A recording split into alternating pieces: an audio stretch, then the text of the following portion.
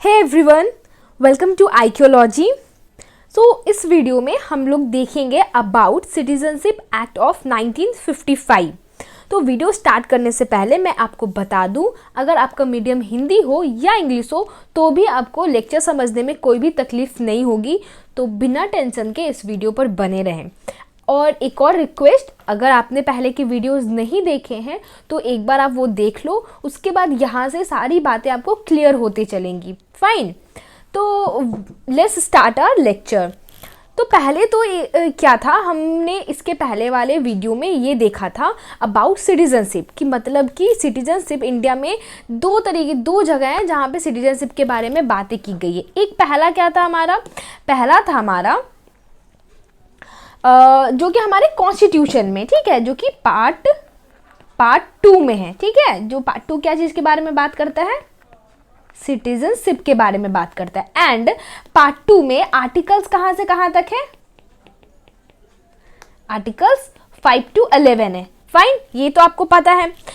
और इसमें भी 5 से 8 जो आर्टिकल्स है वो बात करती है कि हमारे को सिटीजनशिप कैसे मिली थी, ठीक है।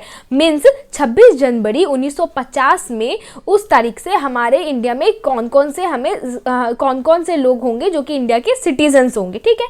ये तो बात थी तब की, ठीक है। मीन्स स्टार्टिंग में जब हमारा कॉन्स्टिट्यूशन बनकर रेडी हुआ था ना, उस टाइम की बात है। मीन्स 26 जनवरी 1950 की बात है, ठीक है। और अब जो हमारे को देखना होता है ना कि हमारे कंट्री में हमारे सिटीजनशिप किसको मिल सकती है और मतलब किससे छीन सकती है, वो हम देखते हैं सिटीजनशिप एक्ट ऑफ 1955। यहां से भी हम लोग ये देखते हैं, ठीक है। तो अभी जो एप्लीकेबल है वो ये एप्लीकेबल है, ठीक है।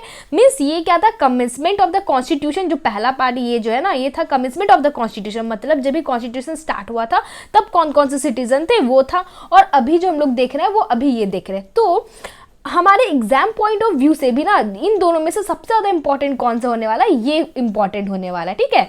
सिटीजनशिप एक्ट ऑफ 1955 ये हमारे एग्जाम पॉइंट ऑफ व्यू से ज़्यादा इंपॉर्टेंट होने वाला है। फाइन, तो अब हम लोग देखते हैं कि सिटीजनशिप एक्ट ऑफ 1955 बोलता क्या है।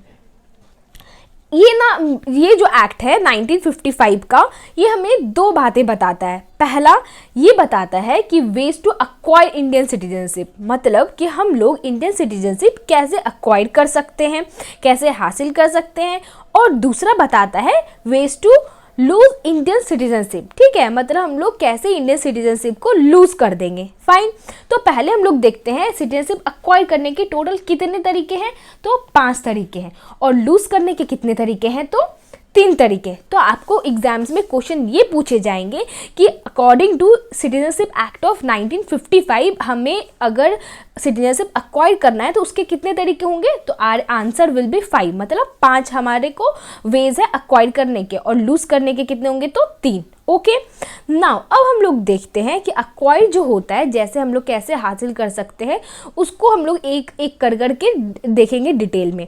तो पहला पॉइंट है बाय बर्थ। फाइन, मतलब कि जो सिटीजन पहले से ही, जैसे कि 26 जनवरी 1950 में जो इंडिया का सिटीजन था, तो वो अभी भी इंडिया का सिटीजन होगा, ठीक है, इस एक्ट 1955 के तहत। ओके, दूसरा हमारा बाय डिसेंट, मतलब कि अगर मानकर चलो कि आज किसी का जन्म हो रहा है, ठीक है, इंडिया में जन्म हो रहा है, और अगर उसके दादा परदादा मम्मी पापा ये अगर इंडियन है, तो आज से वो भी क्या हो जाएगा, इंडिया का सिटीजन होगा, वो बच्चा भी इंडिया का सिटीजन होगा, ठीक है।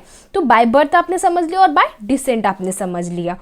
Now bye incorporation of territory, मतलब इसका क्या हो गया, अब ये देखो थोड़ा, ठीक है।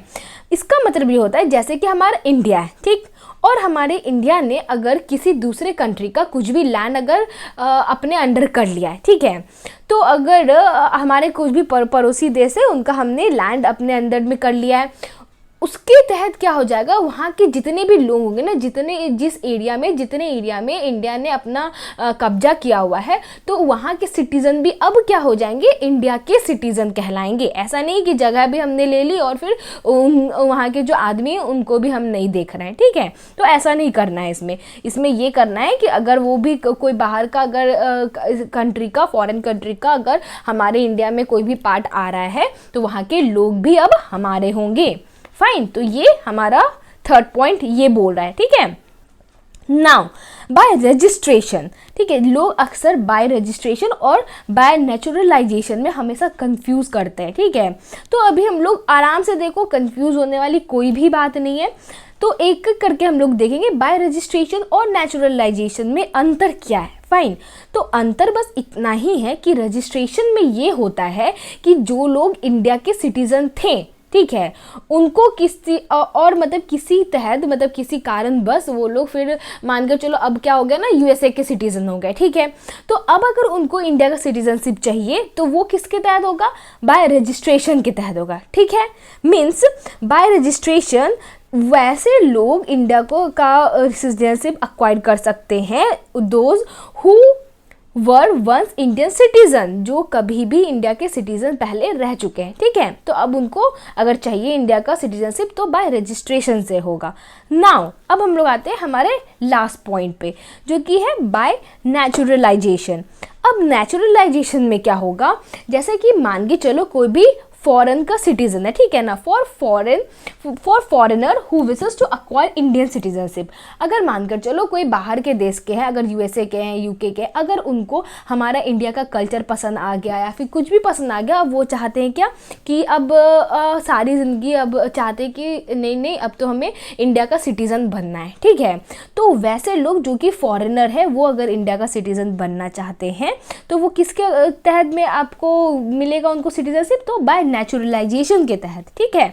तो हमारा रजिस्ट्रेशन और नेचुरलाइजेशन में इतना ही अंतर है कि रजिस्ट्रेशन में वैसे लोगों को सिटीजनशिप मिलेगी जो कभी इंडिया के सिटीजन थे, और नेचुरलाइजेशन में उनको मिलेगी जो कि फॉरेनर्स हैं, ठीक है, उनको अगर हमारे कंट्री में आना है तो। अब इसके तहत भी क्या होता है ना, नेचुरलाइजेशन में भी ऐसे नहीं कि हम लोग किसी को भी दे देंगे, उसमें भी एक प्रोसेस होता है कि आप ना 7 ईयर से ज़्यादा आप यहाँ इंडिया में रह चुके हों, ठीक है, और एक होगा 7 और 7 ईयर्स, ठीक है, ठीक है, यहाँ पर आप इंडिया में रह चुके हो। और दूसरा ये भी कि उसका कैरेक्टर अच्छा होना चाहिए,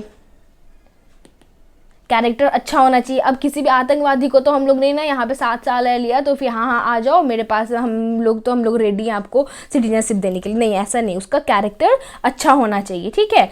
और उसके बाद उसको फिर हम लोग ये भी करवाते हैं, हम लोग ओथ भी डलवाते हैं, ओथ करवाते हैं कि हाँ ठीक है, मतलब कि अगर आप इंडिया के सिटीजन बन रहे हो तो आपको यहाँ के सारे रूल्स रेगुलेशन ये सब कुछ फॉलो करने पड़ेंगे, ठीक है। तो नेचुरलाइजेशन में ये होता है।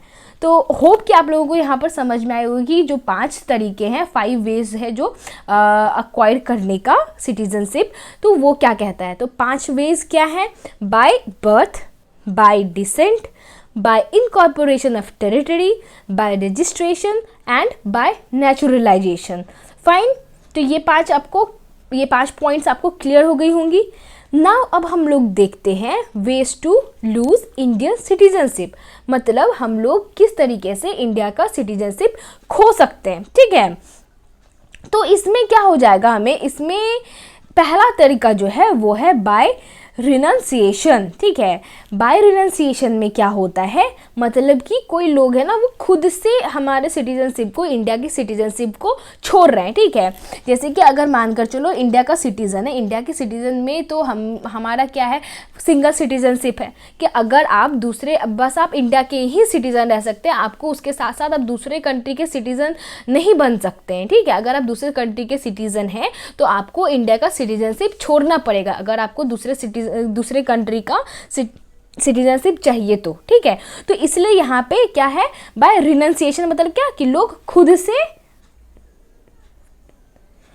से इसको छोड़ रहे हैं, ठीक है, मतलब इंडिया का सिटीजनशिप छोड़ रहे हैं क्योंकि अब उनको दूसरे कंट्री का सिटीजनशिप चाहिए। फाइन, तो बाय रिनंसिएशन का मतलब ये हो गया। नाउ दूसरा पॉइंट हमारा है बाय टर्मिनेशन। बाय टर्मिनेशन मतलब क्या होता है, अब यहाँ ये देखो, इसका मतलब होता है कि if Indian citizen voluntarily acquired the citizenship of another country, मतलब कि अगर किसी सिटीजन ने दूसरे कंट्री का सिटीजनशिप अक्वायर कर लिया है, उसके बाद अगर हमारे गवर्नमेंट को पता चलती है कि अच्छा ये इस व्यक्ति ने तो दूसरे कंट्री का इसके पास में सिटीजनशिप है, तो ये क्या कर देगी ना, इंडिया का सिटीजनशिप को टर्मिनेट कर देगी, रद्द कर देगी, ठीक है। मीन्स ये क्या हो गया, गवर्नमेंट के द्वारा, ठीक है, गवर्नमेंट इसको रद्द कर देगी, ठीक है। यहाँ पे क्या हो रहा है, बाय रिनंसिएशन में लोग खुद से छोड़कर जा रहे हैं कि नहीं मुझे तो दूसरे कंट्री की सिटीजनशिप चाहिए, और दूसरे में बाय टर्मिनेशन में ये हो रहा है कि लोगों ने दूसरे कंट्री का अक्वायर कर लिया है सिटीजनशिप, उसके बावजूद वो इंडिया के भी सिटीजन बने हुए हैं। तो अगर गवर्नमेंट को पता चलती है तो गवर्नमेंट क्या करेगी, इंडिया का सिटीजनशिप उससे उनका टर्मिनेट कर देगी, ठीक है, उनका सिटीजनशिप रद्द कर देगी, ठीक है। तो ये दो हमने वेज देख लिए। नाउ थर्ड और लास्ट वे क्या है, बाय डिप्रीवेशन। बाय डिप्रीवेशन मतलब क्या, मतलब कि इसका मतलब होता है कि छीनना, ठीक है, जो कि छीन दिया। अगर इसका फाइन रुको मैं बता रही हूँ आपको, बाय डिप्रीवेशन मीन्स ये होगा, अब यहाँ पर आ जाओ बाय नेचुरलाइजेशन में, ठीक है। नेचुरलाइजेशन में क्या था, हमने पढ़ा था कि लोगों का क्या कैरेक्टर अच्छा होना चाहिए या फिर मतलब 7 साल से रहना चाहिए, ठीक है, ऐसा ऐसा कुछ हमने पॉइंट्स पढ़ा ना। उसके बाद फॉरेन लोग क्या करेंगे, इंडिया में आकर के सेटल हो सकते हैं, यहाँ के सिटीजन बन सकते हैं। लेकिन बाय डिप्रीवेशन में ये हो जाएगा, अगर पता चलता है, इंडिया के गवर्नमेंट को पता चलती है ये बात कि यहाँ पे जो लोग हैं वो गलत तरीके से रह रहे हैं, ठीक है, जिन्होंने नेचुरलाइजेशन के तहत या फिर किसी भी तहत यहाँ पे इंडिया पे आकर के गलत तरीके से वो यहाँ पे रह रहे हैं आकर के, तब जाकर के गवर्नमेंट इनका छीन लेगी सिटीजनशिप, ठीक है। यहाँ पे क्या हो रहा है, इनका छीना जा रहा है क्योंकि इन्होंने गलत तरीके से इंडिया का सिटीजनशिप अक्वायर्ड किया है, ठीक है। यहाँ पे जैसे कि मैंने बताया था ना, नेचुरलाइजेशन में क्या हुआ था, 7 साल रहना है, फिर अच्छा कैरेक्टर होना चाहिए।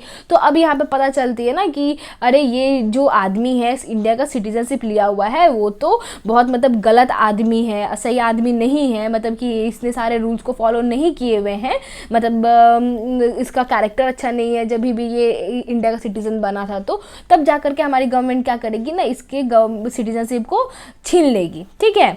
तो आपको समझ में आ गया होगा, बाय रिनंसिएशन मतलब खुद से त्यागना, बाय टर्मिनेशन मतलब गवर्नमेंट बोल रही है कि अगर आप दूसरे कंट्री का अक्वायर कर चुके हैं तो इंडिया आपको नहीं देगी अपना सिटीजनशिप, तो गवर्नमेंट यहाँ रद्द कर रही है।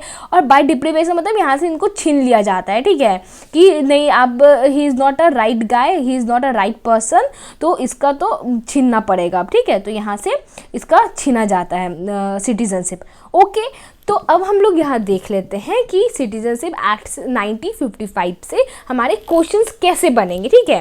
पहला क्वेश्चन तो हमारा ये बन जाएगा कि how many ways are there जिससे कि हमारा सिटीजनशिप अक्वायर होता है according to citizenship act of 1955। तो कितनी वेज है, 5 वेज हैं, ठीक है। आपको ऑप्शन में दिया जाएगा 4, ऑप्शन 3, ऑप्शन 4, ऑप्शन 5। तो our answer will be our answer will be 5, okay. और हमारा दूसरा क्वेश्चन ऐसा बन सकता है कि कितने वेज से लूज किया जाएगा हमारा सिटीजनशिप, तो वो होगा 3, ओके। तो अब ये तीनों आपको नाम याद रहने इज़ वेरी वेरी इंपॉर्टेंट, कि बाय रिनंसिएशन, टर्मिनेशन और डिप्रीवेशन, और ये 5 नाम भी याद रहना इज़ वेरी वेरी इंपॉर्टेंट। तो क्या क्या होगा, by birth, descent, incorporation of territory, registration and naturalisation, okay. तो यहाँ से आपको इसी टाइप के क्वेश्चंस देखने को मिलेंगे, फाइन। तो hope you guys like the video, and अगर आपने पहले की वीडियोस नहीं देखे हैं तो प्लीज़ देख लो, and do like, share and subscribe. Thank you.